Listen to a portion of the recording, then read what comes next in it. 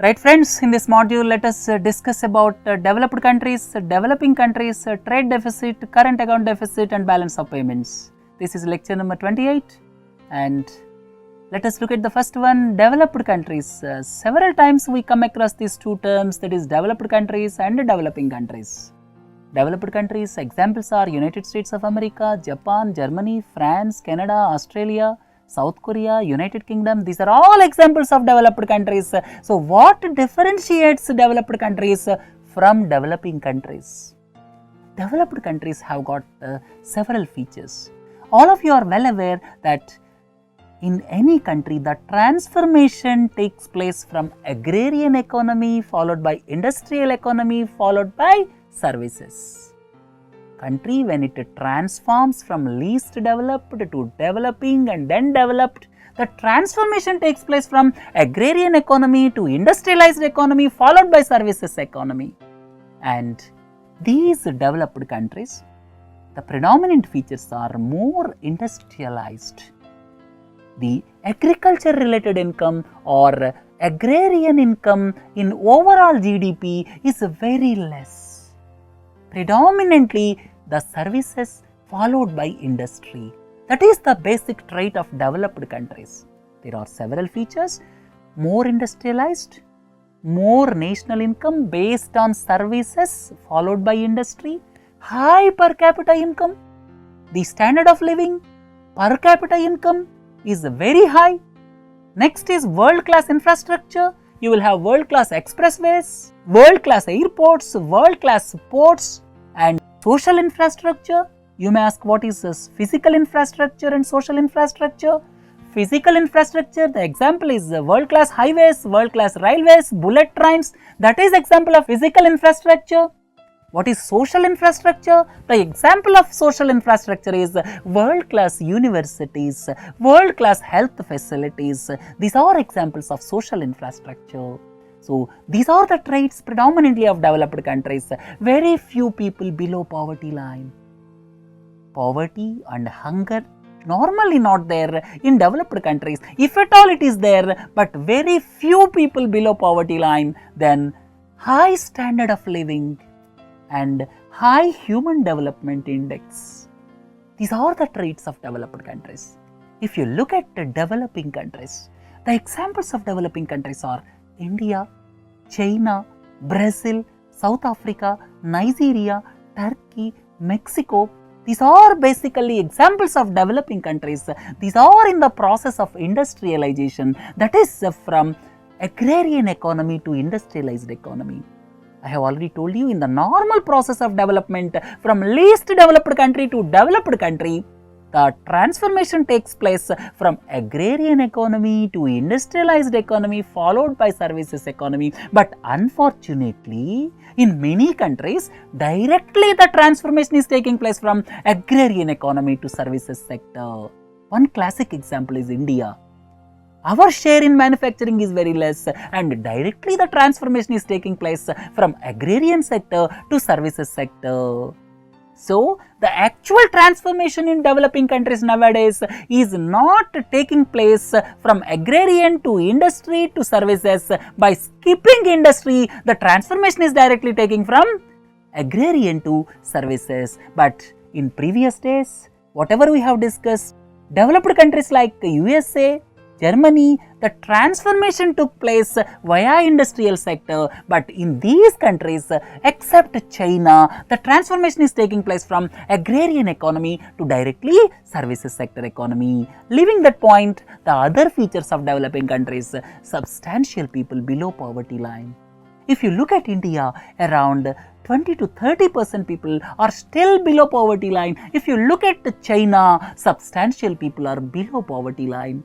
Though China has made lot of progress, but several people are still below poverty line in the rural hinterland. Poor infrastructure, both physical and social. Physical infrastructure is the highway network is not satisfactory. The connection to rural hinterland is still worse. Public transport system is not up to the mark, and the world-class infrastructure like bullet trains are yet to make its mark in a country like India.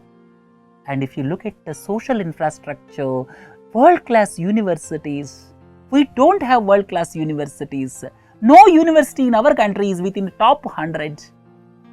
Then we don't have universal access to health.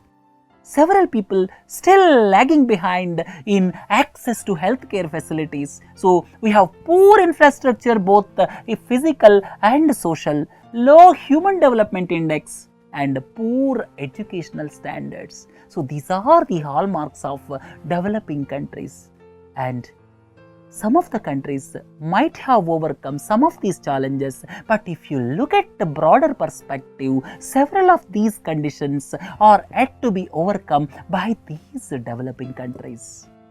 Right? It may take some more time to migrate from developing countries to developed countries. Right? So this is the differentiation between developing countries and developed countries. Because nowadays we frequently use the terms developed countries and developing countries. Trade deficit.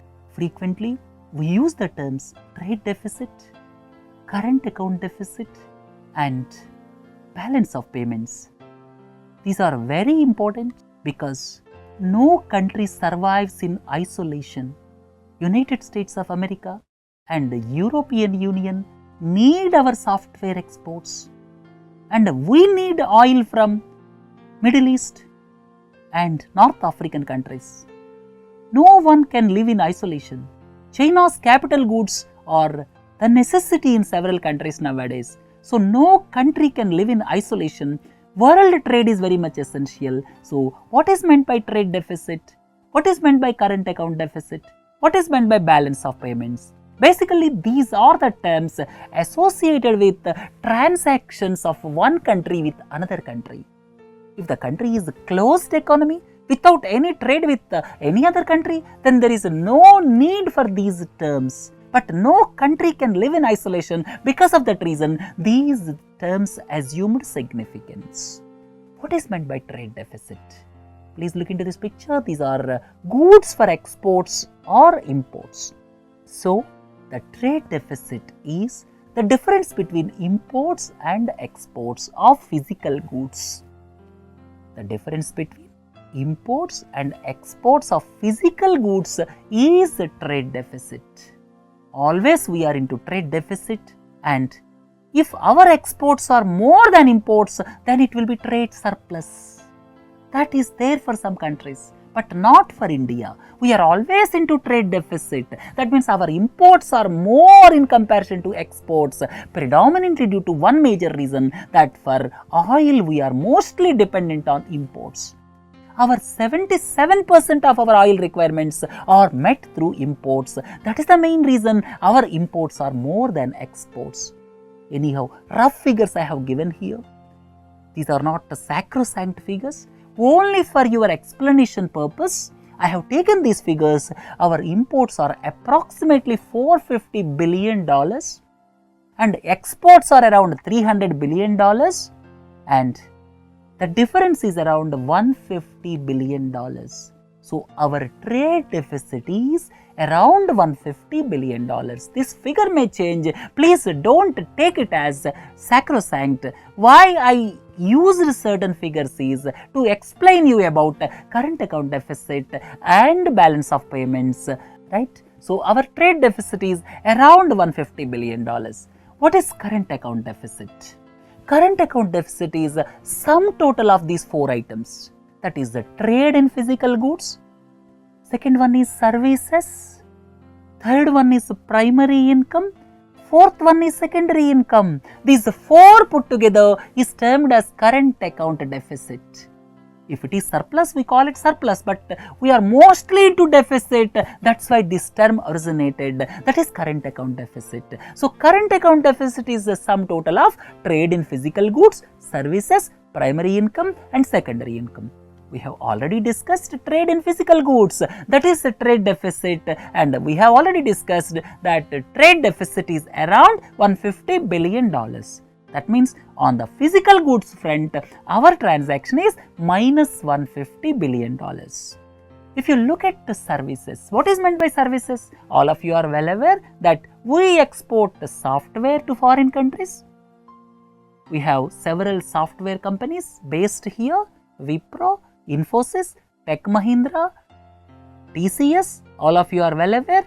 Their predominant income is coming from North America and Europe. The software provided by these firms is predominantly used in America and Europe, and because of which we are surplus by $80 million. So, in services front, we are with plus $80 billion. These are rough figures. So, in services, our status is plus $80 billion. If you look at the primary income, what is primary income? Primary income is the income when the multinational companies take away as royalties, intellectual property rights, profits, other charges. That means all of you are well aware, day in and day out we are drinking Coca-Cola, Pepsi, we are using cars made by Hyundai. We are using cars made by Volkswagen. We are using Nestle products. All of you are well aware about Maggi noodles. So, these are all the multinational companies. Their parent company is in the foreign land. They established their subsidiary here, and for using the brand name and at the same time for using their product in this country, for the intellectual property rights, and as royalties, they take away some money from the country. Coca-Cola, Pepsi, every year they take away some money from our country. Like that, the primary income is, this is royalties, profits, other charges taken away by multinational companies. Here we are minus by $20 billion. Why we are minus? Because the multinational companies of other countries are more in India than the multinational companies established by our country on foreign land. That is the reason we are minus $20 billion here. Next one is secondary income. What is secondary income? Secondary income is our people are staying in United States of America. Several people, especially from Kerala, are staying in Gulf countries like Saudi Arabia. They send money to their parents, sisters, brothers. To the homeland they send money. That is foreign remittances. Every year we get around $70 billion of foreign remittances. That is plus for our country. So, the secondary income is, these are the remittances sent by Indians staying abroad to their parents or relatives. This is plus 70 for our country. So, as a whole in current account, trade in physical goods is minus 150, services is plus 80, then primary income comes to minus 20, secondary income comes to plus 70, put together it comes to minus 20. That means our current account deficit is $20 billion, which is around 1% of our GDP. Many times we talk about current account deficit of 1.5% of our GDP. That means our GDP is around $2 trillion. That means $2,000 billion. Our GDP is around $2,000 billion and current account deficit is $20 billion. Maybe 30. So, that comes to 1 or 1.5% of our GDP. Right? So, several times we talk about current account deficit as so and so percentage of GDP. And if you look at the balance of payments, so far we have discussed about current account. In addition to current account, capital account will also be there. What is meant by capital account? All of you are well aware. Foreign portfolio investments. Foreign firms based in Europe, based in America can invest in our stock markets up to some limit. The firms based in America or Europe can invest up to some limit in our stock market. That is foreign portfolio investment. That is under capital account. Then foreign direct investment. Foreign direct investment is directly establishing a company here by multinational company. Their parent company may be in other country and they will establish their subsidiary here by investment, that is foreign direct investment. That is Pepsi, Coca-Cola, Volkswagen, General Electric, Nestle, when they establish manufacturing facility here, that is foreign direct investment. After investing in this country, subsequently they may take royalties, they may take profits, that comes under primary income, we have already discussed. But the direct investment to establish company here is foreign direct investment. So this is a foreign portfolio investment and foreign direct investment. These two comes under capital account. So current account we are minus, capital account we are plus, around plus 40 plus 50. So overall this current account and capital account put together is known as balance of payments. So the balance of payments in a nutshell is statement of economic transactions between the residents of one country with the rest of the world. The residents of India with the rest of the world, the financial transactions is balance of payments. It includes current account, what we have discussed just now, and capital account. Capital account is predominantly FPI and FDI. FPI is highly volatile. Today they may invest, tomorrow they may take away. But FDI is not volatile. Once that foreign direct investment comes to our country, it cannot go away easily. Only they will take royalty payments or profits, but that investment will remain in this country. So foreign direct investment is more stable, foreign institutional investment or foreign portfolio investment is the most unstable, right? So current account, capital account put together, or you can say the statement of economic transactions between the residents of the country and the rest of the world is balance of payments. We are pretty comfortable in balance of payments front, because though there is a deficit of minus 20 in current account, our capital account flows are there around 40 to 50 billion dollars or much more than that, because of which we are plus in balance of payments. That's why our foreign exchange reserves are increasing. Right? I am not going into the details of these foreign exchange reserves. At present, we have around $350 billion of foreign exchange reserves, and they are increasing for the past 2-3 years. One of the reasons is in balance of payments, our position is quite comfortable because of excessive inflows through FDI and sometimes through FPI. This is all about trade deficit, current account deficit and balance of payments. So in this module we have discussed about developed countries, developing countries, trade deficit, current account deficit and balance of payments. I hope you enjoyed this lecture. Please do join for 29th module. Have a nice day. Thank you.